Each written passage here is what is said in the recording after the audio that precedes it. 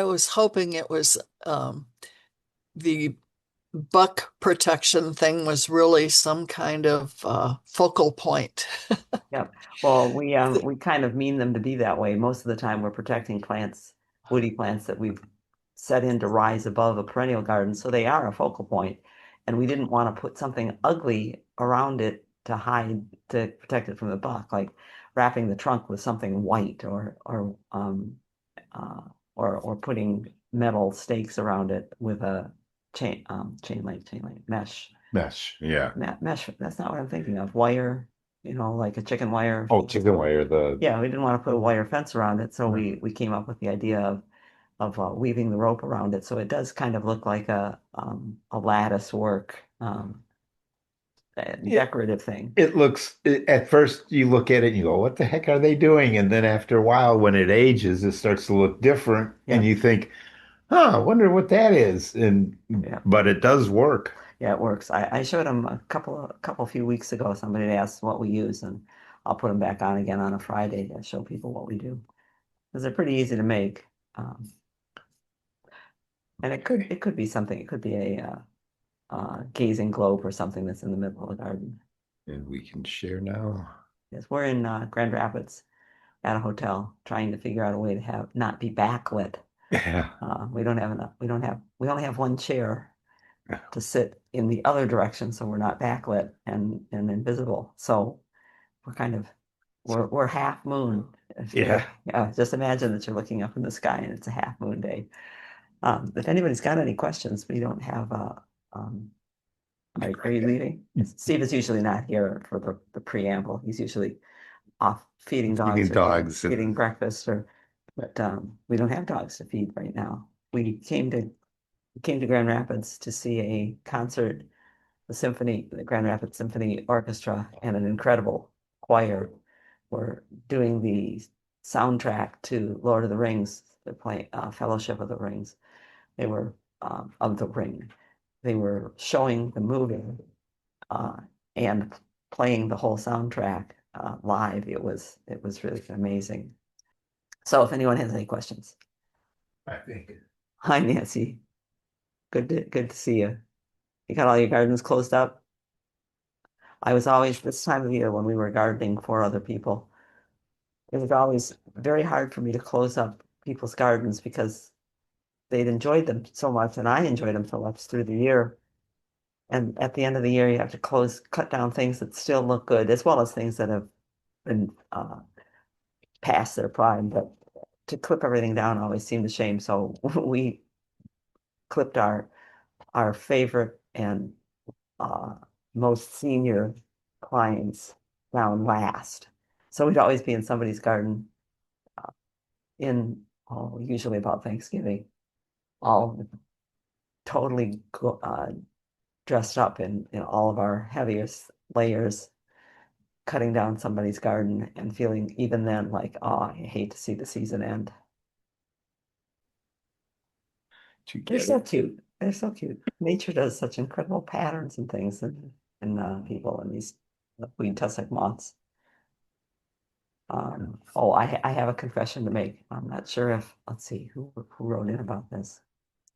Oh my goodness, I've forgotten who wrote in about this, but I have a terrible thing I realized I did. Someone had written in and asked about the canal in their subdivision that they were dredged and the sediment was piled up and available to homeowners and should they use it for their gardens. And we both, Steve and I both said, don't do that. There's a heavily populated waterway with people with recreational vehicles and lawn equipment and pesticides being sprayed and whatever. There's a lot of stuff that accumulates in the sediment at the bottom of something that's had weed killer put into the If water. And if your lake has been being treated. yeah, so we said, and certainly not in a vegetable garden. We said, don't do that. Shortly after, maybe 2 weeks after, I was speaking to a garden club, and the person who was in charge of the meeting, I don't know if they were an officer, I can't remember, said, oh, by the way, everybody, the canal's been dredged and the pile is sitting up by the community garden, and you can take as much as you want. It's really good stuff. And I thought I should say something but this person is in charge of the meeting and obviously enthusiastic about this, and I should not stand up as an expert and say, no, no, no, that's all wrong. I did that once, maybe twice in conferences where another speaker was speaking, and I raised a question that you have an authority in your voice that you shouldn't, authority in your position that you shouldn't in those cases. When you ask a question, it can't be just a question. It's going to sound accusatory and a critical. Yeah. But if anyone here is here who was in that meeting, I'm sorry, but I should have spoken up as I think about it now, because Yeah. sometimes it's important that you do raise the other point of view. There are times where we do need to speak up. Yeah, even if it is contradictory. And I didn't even think about it until after it happened. Oops. Got a picture from Phyllis sent this in. Phyllis had been traveling in Africa. Envy, envy, envy, don't let me turn green here. And she said, what would this tree be? And I happen to know what that tree is. Why? Maybe because someone who went to Hawaii asked, but that's a Bauhinia, one of the Bauhinias. There are a number of different ones. They're called butterfly trees. Can you see why when you look at the leaves? Is that cool or what?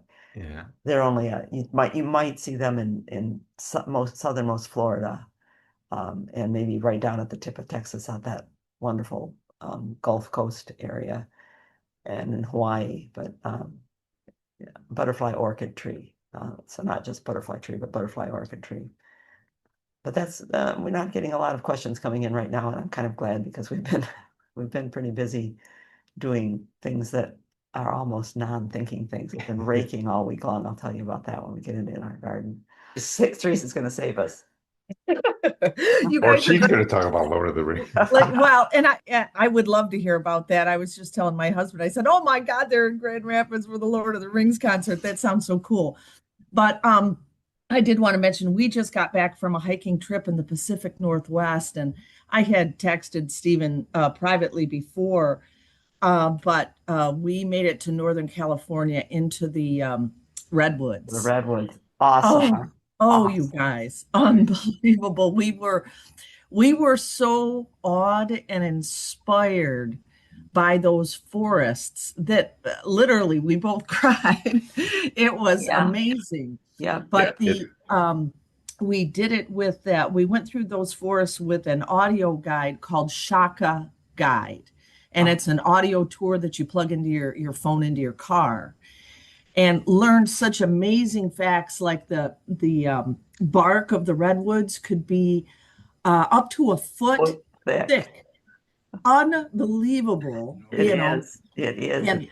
And those 300-foot trees could have 6 to 12-foot deep roots only, but that they go out 100 feet. And and intermingle with the other redwoods that support one another. And then the younger trees grow up from that, and the older tree supports that ring of trees around it. And when the larger one dies, it's called a fairy ring. Yeah. And as the large, did they tell you that as the larger one dies, it transfers its nutrients to the successor trees? Oh my gosh. No, but it's amazing. Yeah, the whole nature. Nature is amazing, and plants are so incredible. To think that we've just run over the top of it unconsciously, not even unconsciously, without any regard to the fact that this is a life form that's so different than we are, and we should be learning about it. It's wonderful to.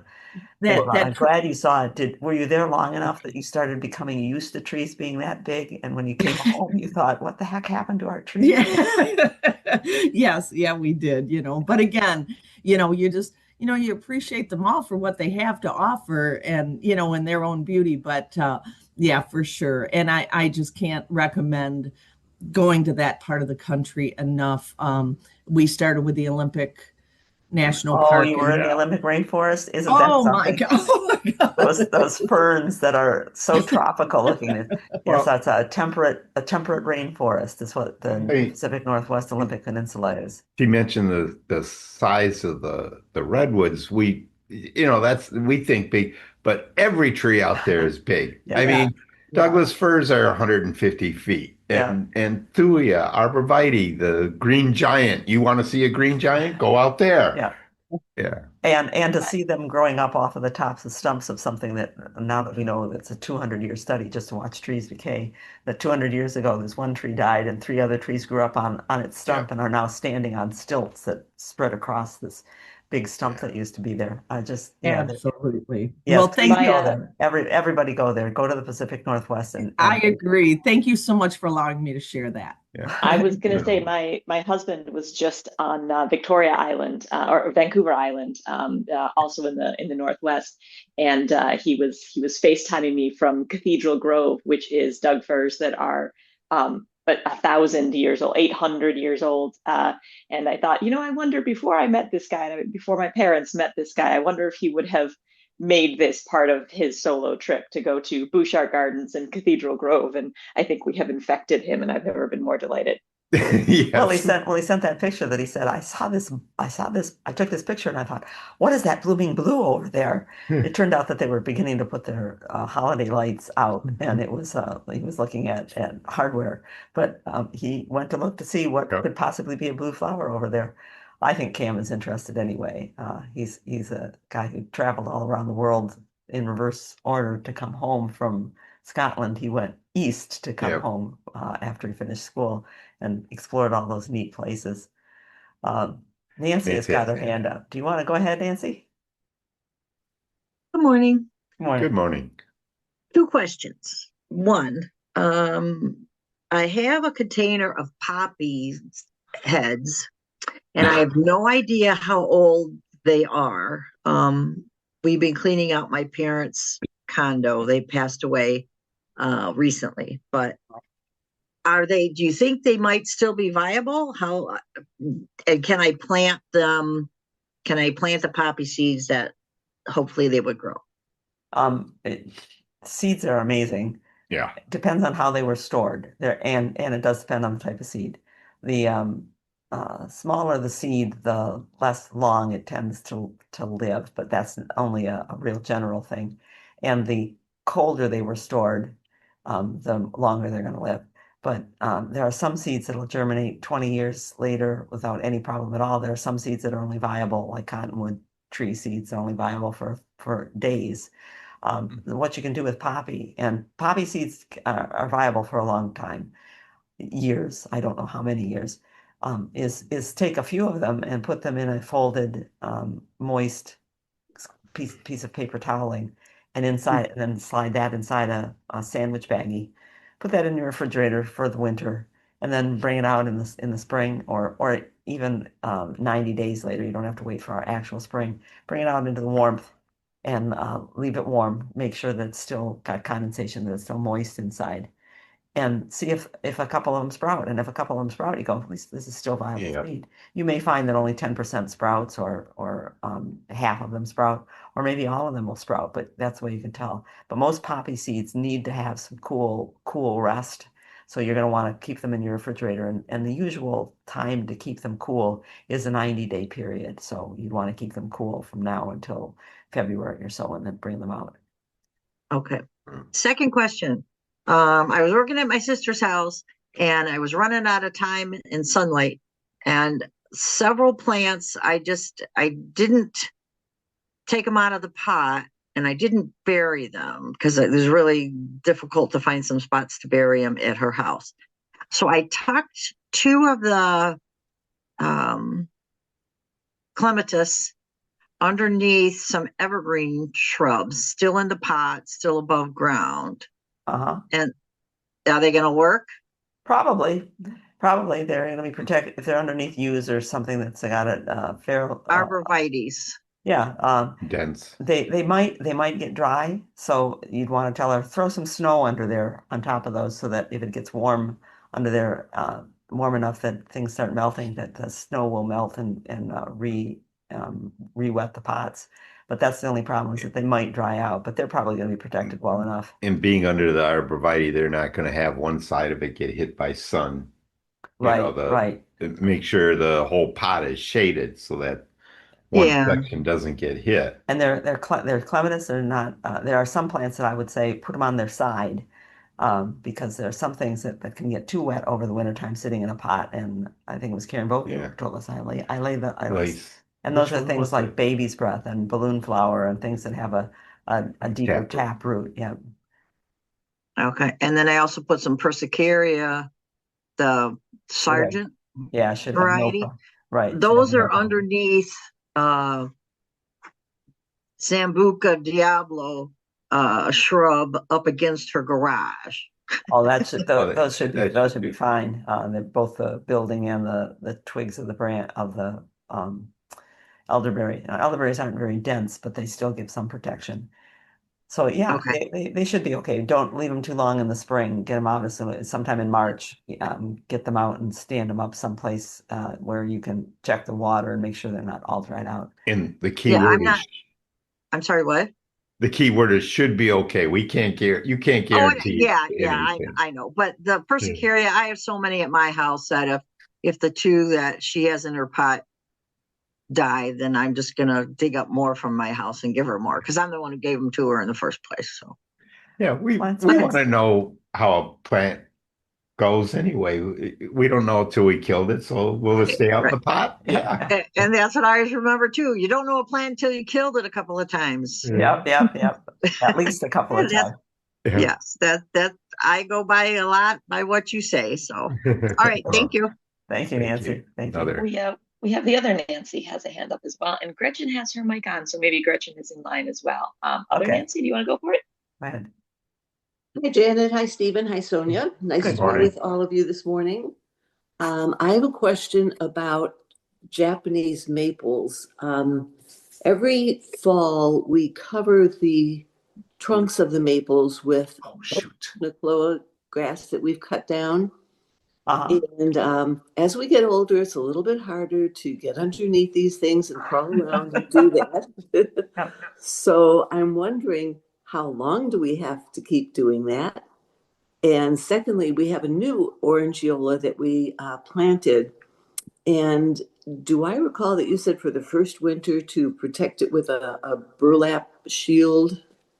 Yeah, the first year, and depending on where it is and how vigorously it's growing, maybe the first couple of years, we'll put up something that'll actually shade the whole bark and the upper branches. It's that lower part of the trunk that I'm most concerned about. And how long?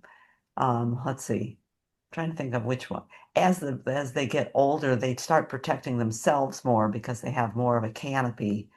I would say you're probably, because they have thin bark.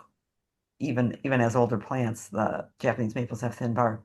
It's probably going to be 10, 15 years old before it's got a thick enough woody bark at the base of the trunk and the base of the big branches to protect itself. And how do we make this? As somebody who's been crawling around under a juniper this week, that sometimes I have to actually belly crawl underneath. I know just what you mean. I said, how many times am I going to be doing this? Yeah, and the nice thing is that once you can't do it anymore, and if there's damage to the cambium underneath the bark, the first year you're not going to see anything.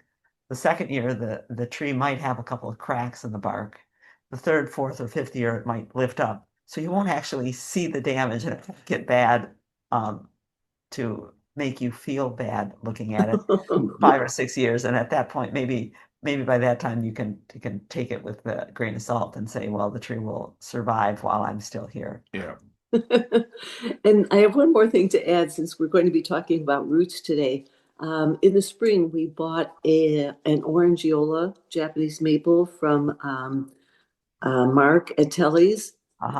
And he was very happy. He had changed suppliers, and he said he was very happy with this new supplier, who was an older gentleman who was very good about root pruning his trees and really taking good care of them. Yes. And we found that to be true. We were really happy when we took it out of it was in a pot, I think it was also balled and burlapped.